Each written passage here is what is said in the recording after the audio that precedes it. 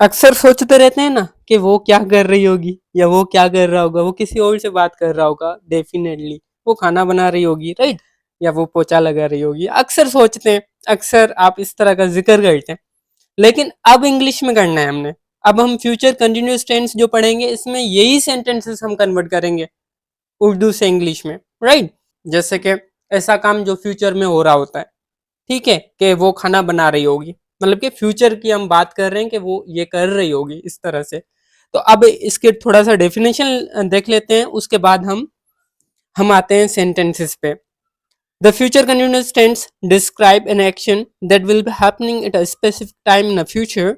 It tells us about an action that will be in progress at a certain moment in the future, right. So अब इसका अगर helping verb देखें तो there are two helping verbs. The first one is will be and the second one is shall B.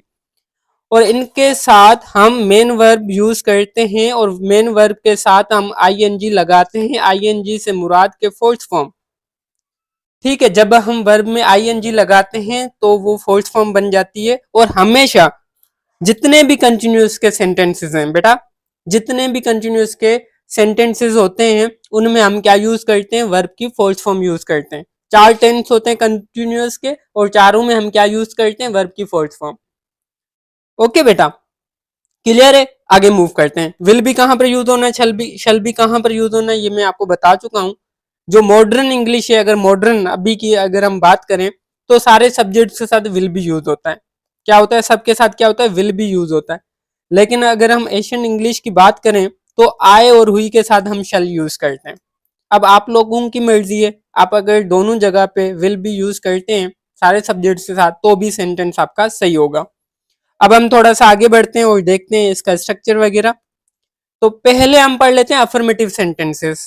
बहुत ही सादे जो sentences होते हैं, बहुत ही आसान जो होते हैं वो पढ़ लेते हैं। I will be studying it 9 PM, right. She will be driving to Karachi tomorrow. They will be sleeping when you arrive. मतलब कि जब तुम आओगे वो सो रहे होंगे, सो रहे होंगे, फ्यूचर की बात है, ठीक है। We will be working on the project next week. हम प्रोजेक्ट पे काम कर रहे होंगे नेक्स्ट वीक, मतलब कि अभी स्टार्ट नहीं किया है लेकिन हमने फ्यूचर की बात करी और फ्यूचर में हो रहा होगा वो काम। जैसे कि मैं कल 9 से 3 बजे तक पढ़ा रहा हूँगा, राइट। इस तरह के जो सेंटेंसेस होते हैं वो ही हम करते हैं। अगर हम नेगेटिव सेंटेंसेस की बात करें तो बहुत ही सिंपल है। विल बी और शैल बी हमारा क्या होता है, हेल्पिंग वर्ब होता है। विल बी और शैल बी। अब इसके बीच में, अब देखिए मैं बीच में ही यहाँ पर नोट लिख रहा हूँ, तो बीच में नोट लगाने से वो नेगेटिव बन जाता है। जैसे कि I will not be attending the meeting, मतलब कि मैं मीटिंग अटेंड नहीं कर रहा हूँ, right. He will not be watching TV tonight, आज रात वो टीवी नहीं देख रही होगी। She will not be working late, वो लेट काम नहीं कर रही होगी। We will not be using phones during class, हम क्लास के दौरान मोबाइल नहीं यूज कर रहे होंगे। आसान है। अगर आसान लगता है तो चैनल को सब्सक्राइब करें, ये वीडियो अपने दोस्तों के साथ शेयर कर दें, क्योंकि हम कंप्लीट इंग्लिश ग्रामर का कोर्स करवा रहे हैं। बेसिक से एडवांस तक हम करवाएंगे आपको ये। और हम आपका 110% हम आपको गारंटी देते हैं कि आपको हम इंग्लिश में एक्सपर्ट बना देंगे। ओके बेटा, अब हम इंटेरोगेटिव सेंटेंसेस की बात करते हैं। इंटेरोगेटिव सेंटेंसेस बनाने के लिए जो मेन हेल्पिंग वर्ब का पार्ट होता है वो स्टार्ट में हम यूज करते हैं और बी जो होता है वो अपनी जगह ही रहता है, ठीक है बेटा। Will you be coming to the party, क्या तुम पार्टी में आ रहे होगे। ओके, बहुत ही आसान। Will she be waiting for me, क्या वो मेरे लिए इंतजार कर रही होगी। It's impossible, right. Will they B travelling next month, क्या वो नेक्स्ट मंथ आ रहे होंगे। Will it be raining tonight, क्या आज रात बरसात हो रही होगी। बहुत ही आसान। अगर आपको समझ में आ गया है तो आगे एक्सरसाइज भी है, आप जब वो करेंगे तो आपको आइडिया हो जाएगा। इंटेरोगेटिव और नेगेटिव सेंटेंसेस साथ में भी होते हैं। जैसे कि क्या वो खाना बना रही, क्या वो खाना नहीं बना रही होगी, क्या वो मेरे से बात नहीं कर रही होगी, क्या वो फर्स्ट नहीं आ रही होगी, राइट। या हम यूं भी बोल सकते हैं, आप बोलेंगे सर वो इसको छोड़े, हम दूसरी बात करते हैं। क्या वो, क्या Pakistan cricket team world cup नहीं जीत रही होगी, राइट। या इस तरह की जो सिचुएशंस होती हैं वहां पर हम यूज करते हैं। Okay, will you not be joining us later, क्या तुम बाद में हमें नहीं ज्वाइन कर रहे होंगे।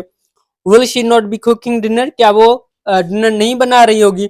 Will they not be attending the session, क्या वो सेशन अटेंड नहीं कर रहे होंगे। Will he not be celebrating tomorrow, क्या हम कल सेलिब्रेट नहीं कर रहे होंगे। अब देखें सब में हमने क्या यूज किया है, हेल्पिंग वर्ब का जो मेन पार्ट है वो स्टार्ट में यूज किया है और बी अपनी जगह ही यूज किया है। बाकी हमने क्या यूज किया है, हमने सब्जेक्ट यूज किया, ये सारे के सारे क्या है, सब्जेक्ट हैं। उसके बाद मेन वर्ब के साथ हमने आईएनजी लगाया है। उसके बाद जो लास्ट में ऑब्जेक्ट आप कह लें या एक्स्ट्रा वर्डिंग कह लें वो हमने यूज करी है, और आपके सेंटेंसेस सारे के सारे सही हो गए। अब देखें always highlight time class such as, ये जो है ना टाइम जब भी होता है इस तरह का जो टाइम जो अभी आया नहीं है वो हमेशा फ्यूचर को इंडिकेट करता है। मैं रात 10 बजे पढ़ रहा हूँगा, अब ये क्या है, ये फ्यूचर का है, सिंपल सी बात है क्योंकि ये आगे टाइम को इंडिकेट कर रहा है जो मैंने आपको यहाँ पे स्पेशल वर्ड्स बताए। एक्सरसाइज आपने करनी है, फिल इन द ब्लैंक है, 4 ये एक्सरसाइज है। अब यहाँ पर मेन वर्ब है राइट, तो यहाँ पर हेल्पिंग वर्ब प्लस ये जो वर्ब है ये यूज करके आप इस सेंटेंस को कंप्लीट बनाएं, लेकिन ये टेंस होना चाहिए फ्यूचर कंटिन्यूअस का। ये सेंटेंस जो है बेटा ये होना चाहिए फ्यूचर कंटिन्यूअस टेंस का। Is it clear. Exercise number 2 भी करें, इसमें कुछ मिस्टेक्स हैं जो आपने निकालनी है, ये गलतियां निकाल कर इसको सही से बनाकर कमेंट सेक्शन में मुझे बता दें, मैं चेक करूंगा। और आप अपना नाम भी जरूर मेंशन करें ताकि मुझे लगे कि कौन से बच्चे रेगुलर क्लासेस हमारी लेते हैं।